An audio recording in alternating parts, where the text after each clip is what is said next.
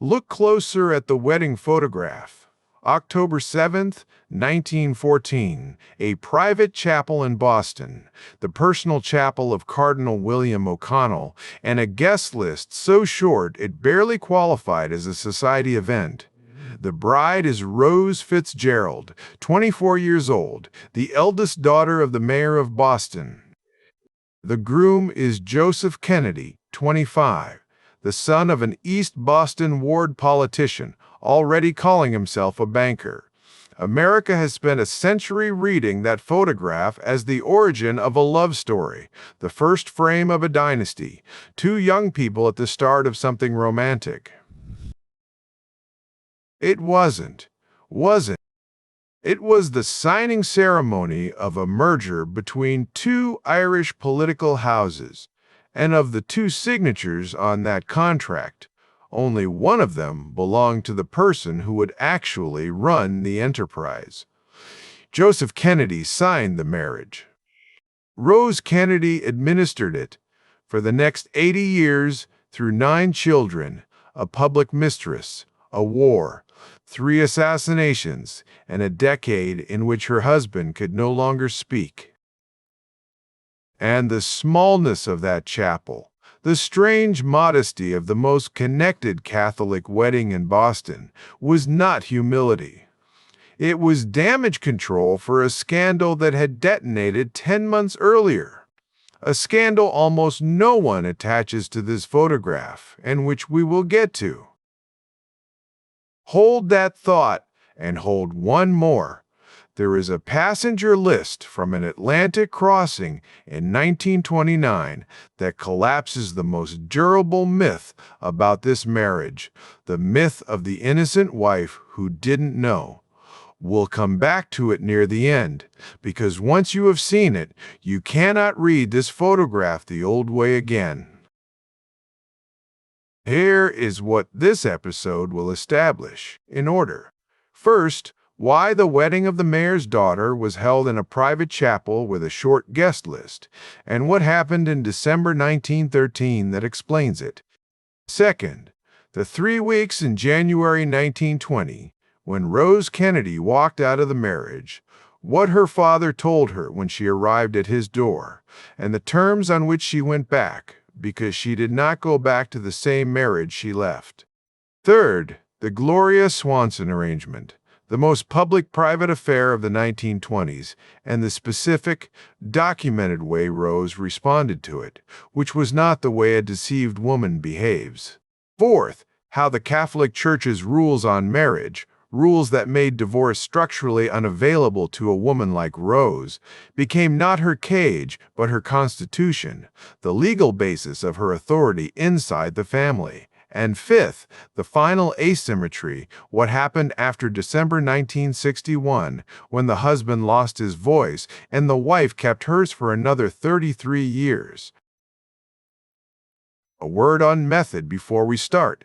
Everything here rests on documents, contemporaneous reporting, and named recollections, and each claim will be placed on its rung out loud. Where a story descends from a memoir or a family retelling, I will say so, and say what the teller stood to gain. Where the record cannot settle a question, I will tell you that too, and then tell you what is not in dispute. Start with the two houses. Rose Elizabeth Fitzgerald was born on July 22, 1890, the first child of John Francis Fitzgerald, the Boston Democratic politician, the city called Honey Fitz, a nickname earned by a voice he deployed like a campaign asset, serenading crowds with Sweet Adeline until the song and the man were inseparable in the city's mind. Fitzgerald was born in 1863, the son of Irish immigrants, one of 9 surviving children raised over a grocery in the North End, and he clawed his way up through the ward politics of that neighborhood to Congress in 1895, and then, in 1906, to the mayor's office of Boston, one of the first sons of Irish immigrants to hold it. His wife, Josie, disliked public life and largely refused to perform it. So from her mid-teens Rose stood in as her father's hostess, working receptions, greeting delegations, christening ships, learning the mechanics of political charm at an age when other girls were learning needlepoint. By her own later account, and by the contemporaneous social notices of the period, Rose Fitzgerald was, before she was 20, one of the most publicly visible young women in Boston, her comings and goings tracked in the papers the way a minor royals would be. She was not raised to be decorative. She was raised as staff. And she was, by every academic measure, exceptional staff. She graduated from Dorchester High School near the top of her class at 15, and she wanted Wellesley College, had effectively been promised it. Her father, under pressure from the church hierarchy, which regarded the Protestant women's colleges as spiritually hazardous, canceled the plan and routed her into Catholic education instead. Decades later, past her 100th birthday, Rose told an interviewer that not going to Wellesley was the greatest regret of her life, a sentence worth holding on to, because it tells you this was a woman who kept a ledger of what had been taken from her and kept it accurately for 80 years. Across the harbor in East Boston sat the other house. Patrick Joseph Kennedy, ward boss, saloon keeper turned banker and state legislator, a quieter operator than Fitzgerald and a rival of his, a man who understood that in Boston politics the loud man draws the fire and the quiet man keeps the ledger. His son Joseph went to Boston Latin, where he was a mediocre student and a gifted baseball captain, and then Harvard, class of 1912, and came out determined to be rich in a way that Boston's Protestant establishment could not ignore. He took a job as a state bank examiner, a position that taught him the insides of every bank in his district, and when outside interests moved to take over Columbia Trust, the small East Boston bank his father had helped found, Joe organized the defense, borrowed the money, won the fight, and in January 1914, at 25, had himself installed as its president, announcing to the press that he was the youngest bank president in America. Note the date. January 1914. He manufactured that title 9 months before the wedding, and he manufactured it partly for the wedding because a bank president was a plausible husband for a mayor's daughter in a way that a ward boss's son was not. Joe Kennedy and Rose Fitzgerald had met young at Old Orchard Beach in Maine, where the Irish political families of Boston summered together, and by the early 1910s he was courting her seriously. Her father opposed it for years. He thought the Kennedy boy was beneath the Fitzgerald name, and he acted on that opinion. In 1908, he shipped Rose off to a convent school run by the Sacred Heart Order in Europe. The convent at Blumenthal in Prussia, a year of enclosure, doctrine, and silence, explicitly to cool the attachment. Note what that education actually was, because it matters later. The Sacred Heart nuns did not train girls for romance. They trained them for governance of a household as a religious vocation, order, records, duty, the management of souls under one roof, and they ranked the girls on it. Rose earned the order's highest honor, admission as a child of Mary, a distinction she cited with pride into her 90s, above almost everything else she was ever given. Honey Fitz meant the convent as an interruption. It turned out to be vocational training for the next 8 decades. Now December 1913, the date I asked you to hold. Fitzgerald was preparing to run for another term as mayor, when his enemies, chief among them a rising rival named James Michael Curley, let it be known they would air his relationship with a young cigarette girl at the Ferncroft Inn. Woman the papers called Toodles, Elizabeth Toodles Ryan. Curley's method was surgical. A letter arrived at the Fitzgerald home, addressed so that the household, not just the mayor, would absorb it, and Curley announced a series of public lectures he was prepared to deliver. One of them advertised under a title pairing great lovers of history with Toodles by name. Whether the relationship was what the insinuations implied, and Fitzgerald swore to his death, it amounted to nothing more than a public kiss of the kind he distributed to half of Boston. The record cannot fully settle, and an honest teller should say so. What is not in dispute is the effect. Fitzgerald withdrew from the 1914 mayoral race, citing his health, his career wounded in the most public way a Catholic family man's career could be wounded, and Curley took the city. And 10 months later, his daughter's wedding, the wedding that should have been the social event of Catholic Boston, a cathedral affair with 1,000 guests, was staged small, in a cardinal's private chapel in the cardinal's own residence. Brief notice, a guest list confined essentially to the two immediate families. The family that had spent a decade performing itself in public suddenly wanted a quiet room. Read the photograph with that in it. The modesty is not piety. It is a family getting a contract executed with the minimum possible exposure while the head of one house was still bleeding. That is the room Rose Kennedy got married in. She had watched at close range and at age 23 exactly what a husband's private appetites could do to a public family. Watched the letter arrive. Watched her mother absorb it, watched her father's career end over a woman in a roadhouse. She walked down that aisle already knowing the failure mode of the institution she was entering. File that. The marriage produced children at industrial pace, in a modest house on Beale Street in Brookline that the National Park Service now maintains as a shrine.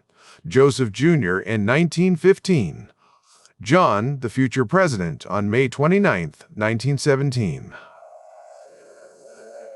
Rosemary in 1918. Kathleen on the way by late 1919. Joe, meanwhile, had left the bank for an assistant manager's job at Bethlehem Steel's Four River shipyard during the war, then jumped to the brokerage house of Hayden Stone, where he learned the stock pools and information games of the pre-regulation market from the inside. Lessons that will matter twice more in this story. And by then, the marriage's operating problem was fully visible to its junior partner. Joe was gone constantly, building money, and, by the consistent account of the family's biographers, seeing other women, a habit he never seriously concealed and never gave up. In January 1920, pregnant with her fourth child, exhausted, isolated in a house full of infants while her husband ran Boston's nightlife, Rose did the one thing the mythology says she never did. She left. She took herself back to her father's house on Wells Avenue in Dorchester and stayed roughly 3 weeks. Remember that number, 3 weeks, because it is the hinge of this entire story. What happened inside those 3 weeks descends to us mostly from Rose's own later telling and from biographers who interviewed the family, which means we should treat it as a recollection, not a transcript. But the recollection is consistent, and its logic is checkable against everything around it. Honey Fitz told his daughter, in substance and by her account nearly in these words, that she had made her commitment, Rosie, and that she must honor it now, that the old days at his table were over, and that she would go back. And here is the mechanism underneath that sentence, the part that turns a family anecdote into structure. Rose Fitzgerald Kennedy was a Catholic of near total observance, a child of Mary, married in the church by a cardinal, with 3 children and a 4th coming. Under the doctrine of her church, that marriage was indissoluble. Scholarship on the history of marriage law is blunt about the era's arithmetic. A book-length study of divorce and annulment published in 2011 lays out how narrow the exits were, and legal scholarship comparing church annulment with civil divorce, including a normative analysis published in the Privyet Social Sciences Journal, makes the same distinction. An annulment does not end a marriage. It declares one never validly existed. A finding essentially unreachable for a consummated union with living children. Civil divorce existed on paper in Massachusetts. For Rose, it was a fiction. It would have ended her standing in the church in Catholic Boston and in her own understanding of herself, and after December 1913, her father could not politically afford a separated daughter under his roof either. A second marital scandal in that house, 2 years after Toodles, would have finished the Fitzgerald name for good, and both father and daughter knew it. Both doors were locked, and she could see they were locked. Here is the move that makes Rose Kennedy worth an episode. Confronted with a contract she could not exit, she did what a certain kind of operator does with a bad contract. She renegotiated the operating terms and enforced them for life. She went back in February 1920, weeks before Kathleen was born on February 20th, and she went back by way of a religious retreat, which is worth pausing on, because it shows you how she processed the decision not as a defeat, but as a reframing. The conversion of a marriage from a romance that had failed into a vocation that could not fail because it would be executed rather than felt. And by every account of the household from that point forward, the marriage ran on separated spheres, formalized as strictly as any partnership agreement. Joe's domain, money, career, politics, and his private life, which she declined to inspect. Rose's domain, everything else, the children's education, their faith, their health, their manners, their sense of themselves, the family's public presentation, the whole interior of the enterprise. She later described child rearing, in her own words in her 1974 memoir, as her profession, one she would not have exchanged for any other. And she ran it like one. She kept a card index, 1 card per child, logging weights, illnesses, dental work, shoe sizes, sacraments received, a filing system for 9 human beings, updated for decades, and she pinned notes to her dress through the day so no administrative item was lost. She staggered the younger children's mealtimes so each cohort got direct instruction. She drilled the children in current events at the dinner table, assigned topics in advance, and required them to defend positions against their siblings, a nightly seminar that 4 future national politicians later credited as their first training.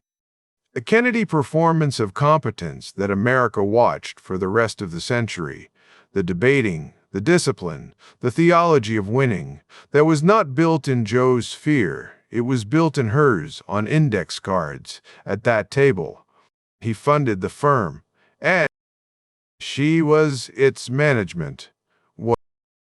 Now test that structure against 3 cases, because a structure you cannot test is just a story.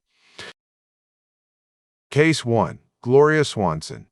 In 1927, Joseph Kennedy, by then a major force in the film business, having bought the studio FBOA and begun the maneuvers that would help assemble RKO, took over the affairs of Gloria Swanson, one of the most famous actresses in the world, born in 1899, 9 years Rose's junior. He managed her money, reorganized her company, financed her pictures, including the notorious Queen Kelly, the Erich von Stroheim production that spiraled so far out of control it was never properly finished and left losses in the region of $800,000, losses that, Swanson later discovered, had been structured to land on her books rather than his, along with, she claimed, the bill for a fur coat he had presented to her as a gift. And, by Swanson's own account, he conducted a full affair with her, an affair visible enough that Hollywood treated it as fact. Understand the scale of the humiliation on offer. This was not a discreet secretary. This was arguably the most photographed woman on earth. Swanson's memoir even claims that Cardinal O'Connell himself, the man in whose chapel the Kennedys had married, called on her to demand she stop seeing Joe, and that Joe had gone so far as to sound out whether the church could sanction some arrangement for him to live apart from his wife, a claim resting on Swanson alone, an interested witness, and I flag it as such, but a claim whose very existence tells you how public this private affair had become.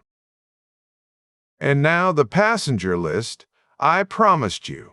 In August 1929, Gloria Swanson crossed the Atlantic aboard the Isle de France in the company of the Kennedys, husband and wife, on the same ship with Swanson's own husband, the French Marquis Henri de la Falaise, completing the party.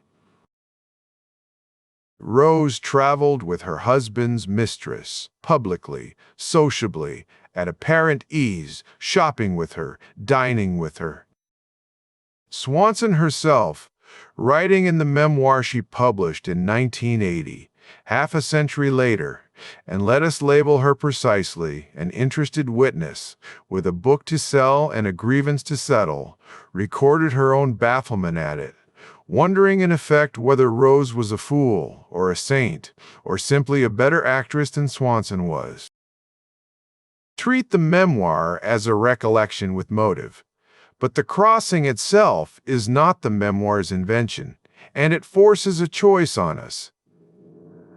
Either Rose Kennedy was the last person in two hemispheres not to know, or she knew and had decided that the affair belonged to Joe's sphere and would not be permitted to touch hers. Everything else in the record supports the second reading. She was never conned. She had priced it in 1920 on Wells Avenue in 3 weeks. The affair ended around 1930, when Swanson's audit of her own accounts curdled the romance into litigation-adjacent bitterness. The marriage did not move an inch, and note the second-order point, because it is the whole thesis in miniature. Swanson lost the picture, the money, and eventually the man. Rose lost nothing that was in her department because she had defined her department so that nothing in it could be taken by a mistress. Case 2, Rosemary, and this one has to be told flat because it is the worst thing in the file.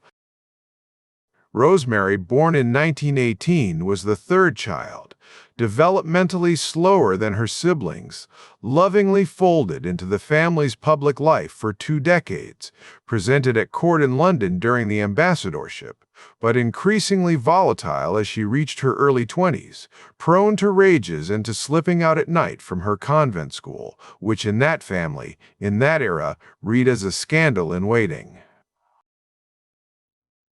In 1941, Joseph Kennedy arranged for her to undergo a prefrontal lobotomy, a procedure then being promoted with evangelical confidence by Dr. Walter Freeman and performed with his surgical partner James Watts, who by their own accounts asked the patient to sing and count and recite as they cut, gauging depth by the moment her responses degraded.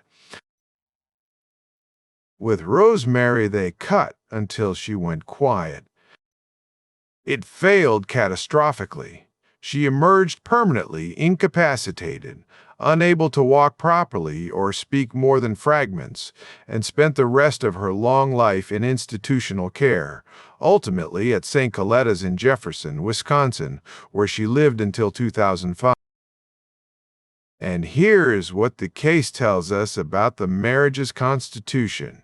By Rose's own later account, given decades afterward, Joe authorized the procedure without telling her. Weigh that sentence carefully. It is the account of a mother describing the family's greatest wound, given late, and the record cannot independently reconstruct every conversation in that house in 1941. An honest teller says so. But notice what the claim itself concedes. The children were Rose's jurisdiction, the health cards, the schooling, the whole interior, and the one-time Joe acted unilaterally inside her sphere. The family suffered its most irreversible private catastrophe, and he never did it again. Accounts differ on how often Rose visited her daughter in the years that followed. Some suggest a gap of many years. Others dispute it, and I will not pretend to settle what the sources cannot. What is not in dispute is the jurisdictional lesson the family drew, spoken or not. His signature, applied inside her department, had produced ruin. And one more second, order consequence belongs in the record. It was a daughter raised in Rose's sphere, Swanson, who took Rosemary's catastrophe and converted it, decades later, into the Special Olympics, founded in 1968, which is to say that even the family's response to its worst wound ran through the mother's department, not the father's. Case 3. The public enterprise, and here the record requires us to report Joe Kennedy's strengths at full strength, because this channel does not shave men down to fit a thesis. Joe was, on the documents, a formidable and in some ways admirable operator. In 1934, Franklin Roosevelt made him the first chairman of the Securities and Exchange Commission, the CC, over the horror of advisors, who remembered exactly which stock pools Joe had ridden. And Roosevelt's reported logic, set a thief to catch a thief, proved correct. The poacher hired to build the gamekeeper's office served through 1935 and built it well, staffing it seriously, writing rules against the very manipulations he had mastered at Hayden, Stone, and leaving with bipartisan credit one of the New Deal's cleaner administrative successes. He ran the Maritime Commission after that, and in 1938 he became the first Irish Catholic ambassador to the Court of St. James's, a symbolic conquest of the establishment that had snubbed him, and then destroyed his own political future in that same post, appeasement-minded, convinced Britain would fall, until in November 1940 he told a Boston Globe reporter, on the record, that democracy was finished in England, and possibly in America too. The interview ran, the White House cut him loose, and he resigned. And in August 1944, when Joe Jr., the son onto whom he had loaded every ambition, was killed at 29 flying a volunteer mission over the English coast, his explosive-packed drone aircraft detonating early before he could bail out. The father was, by every account, shattered in a way he never fully repaired, retreating to his room for weeks, unable to hear the boy's name spoken. He loved his children and spent his fortune on their futures without hesitation. That is in the file too, and it stays in. But watch what the family's public machine actually ran on once the politics began. When John Kennedy ran for Congress in Boston's 11th District in 1946, and again for the Senate against Henry Cabot Lodge in 1952, the campaign's signature weapon was not the father's money alone. It was the receptions, the famous teas, tens of thousands of women voters across Massachusetts invited by engraved card to meet the candidate and his family. Rose presiding, deploying the exact skill set she had learned as Honey Fitz's teenage hostess 4 decades earlier, and deploying it with a segmentation a modern consultant would envy, appearing before society audiences in Paris couture and pearls, then telling working-class halls about raising 9 children, sometimes making the pivot inside a single speech by theatrically setting her glamour aside to talk diapers and report cards. In 1952, Eisenhower carried Massachusetts by over 200,000 votes, and John Kennedy beat Lodge anyway by roughly 70,000, and campaign insiders credited the T's as the margin. The father wrote checks from behind a curtain and had to stay behind it because his name by then, after London, after 1940, was a liability the campaign actively hid. The mother stood in the light and worked the rooms. In 1951, the Vatican, under Pius XII, made her a papal countess, an honor granted to only a handful of American women in that century. Recognizing her faith and her philanthropy, and by the 1950s, the standard biographical treatments, the American National Biography among them, describe her plainly as what she had become, not an appendage of a rich man, but a political matriarch in her own right. So, assemble the ledger, 5 entries, each one closing a promise from the top of this episode. Entry 1. The Chapel. The wedding of October 7, 1914, was small because December 1913 had made spectacle dangerous. Rose entered the marriage having just watched a private appetite maul a public family, watched Curly weaponize a roadhouse flirtation into the end of a mayoralty. The photograph, everyone reads as a romantic beginning, was staged in the shadow of her father's scandal, and the bride in it was not naive about husbands. She was, on this specific subject, one of the best educated women in Boston. Entry 2. The 3 weeks. January 1920 was the marriage's true founding moment, more than the wedding was. Rose tested the exit, found it sealed, by doctrine, by her father's politics, by the era's law of marriage, and came back not in surrender but with a constitution, separate spheres, her department inviolate. Every decade that followed ran on those terms, and the one recorded breach of them, 1941, produced the family's worst wound and was never repeated. Entry 3. The Ship. August 1929. One Atlantic crossing on the Isle de France. Wife and mistress aboard together, the wife composed enough to unsettle the mistress for 50 years. The innocent victim reading of Rose Kennedy does not survive that passenger list. The accurate reading is colder and more impressive. A woman who had classified her husband's infidelity as an operating cost in a division she did not manage, and who refused to let it produce the one thing it needed to wound her, a scene. Entry 4. The Doctrine. The church rule that trapped her also armored her. Because the marriage could not be dissolved, her position could not be abolished. Joe could stray, could even, if Swanson is believed, inquire about living apart.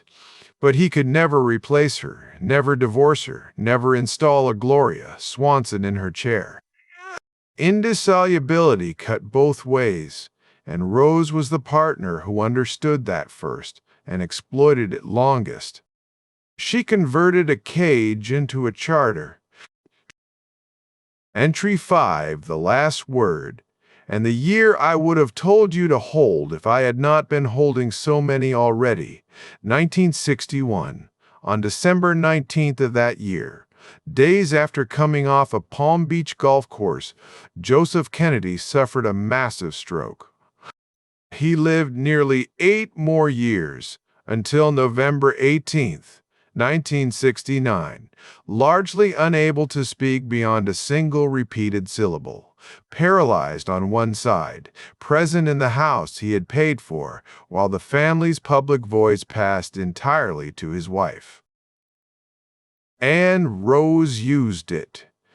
Through the assassination of one son in Dallas in November 1963, and another in Los Angeles in June 1968, She was the figure the family put forward, the composed matriarch at the funerals, the 77-year-old campaigning across the country for Robert in his final spring, the public griever whose discipline became the family's public face. And finally, the memoirist, publishing Times to Remember in 1974, in her 80s, a bestseller telling the family's story in her own voice, on her own terms, with her own omissions.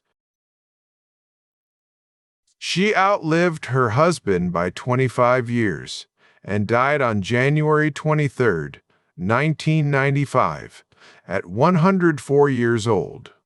Of the two people in the wedding photograph, one stopped speaking in 1961.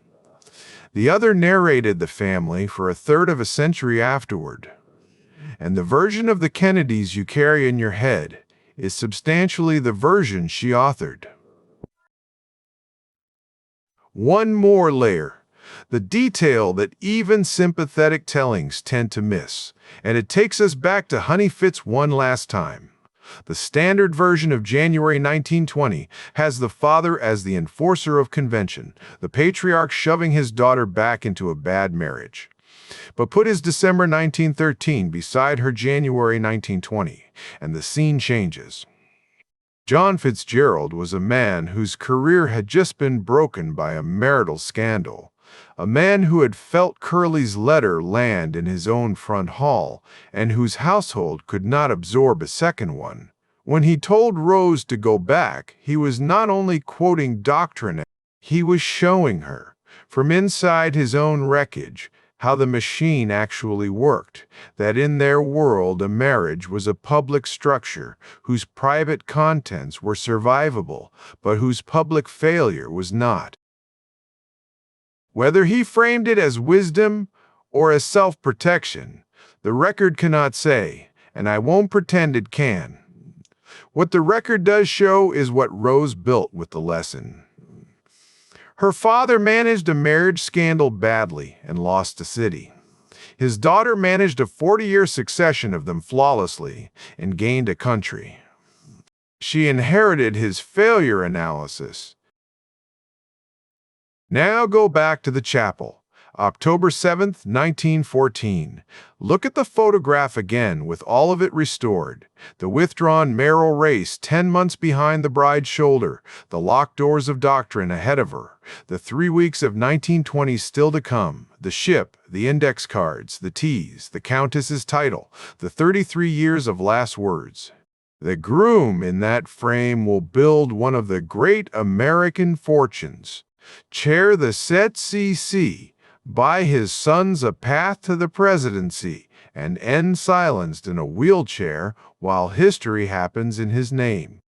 The bride will run the actual institution the photograph founded, its interior, its doctrine, its presentation, its memory, from that morning in the Cardinal's chapel until a January day in 1995, 80 years and 3 months later. America filed this picture under romance. File it where it belongs, under incorporation. Joseph Kennedy signed the marriage. Rose Kennedy ran it, and she ran it so completely that even his silence worked for her in the end. If this kind of forensic look at the marriages behind the monuments is your kind of history, subscribe and turn on notifications, and a like genuinely helps these cases reach the people who want them. There is a new file open every week.